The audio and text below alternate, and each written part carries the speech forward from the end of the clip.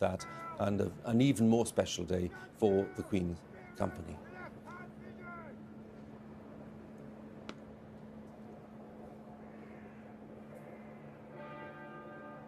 Now, if you'd like more information about the procession order, you can find a specially made graphic on the BBC News Online part of the website, which details the formation and those taking part. There it is, bbc.co.uk/news, who is in the main procession.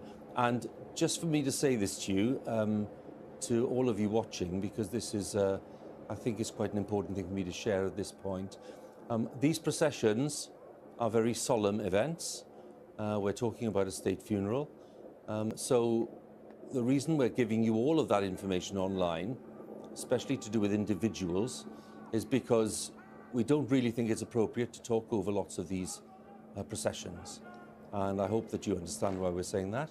So if people want to see individuals named who are taking part, well, then it's available for you online. But when we cover these processions live on BBC One here, we are doing so with minimal commentary, because we feel that is the most respectful way of covering what is a state funeral today. So that's the plan, and I hope that that message is one that you are receiving positively. And with that in mind, let me introduce my next guest, because Paddy Harverson is the former Communications Secretary to, well, the King and Queen Consort now, and indeed the Prince of Wales and the Princess of Wales now, but in a different capacity, a previous capacity. Thank you for coming in, Paddy. My pleasure. It's nice to have you with us. What does today mean for you? A lot, personally. I mean, having worked for the King and the Queen Consort for 10 years and for Princes William and Harry, to see all of this play out. We actually, as part of his team, were the first to work on the accession on these 10 days. Back in I think about 2005-06, we dusted off the old plan.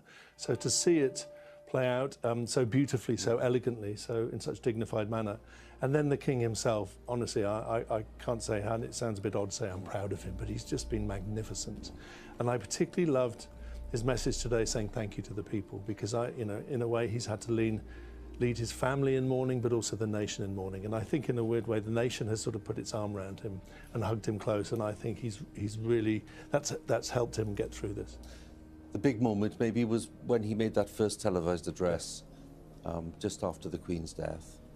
And his eloquence and his readiness really to show how moved he was, I think affected lots of people, and they were genuinely impressed with that, and they were impressed with the way in which he was authentic and honest with people.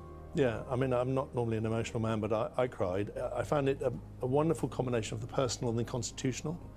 He talked as the son of his mother, and also as now the father of the nation, but also very specifically talked about what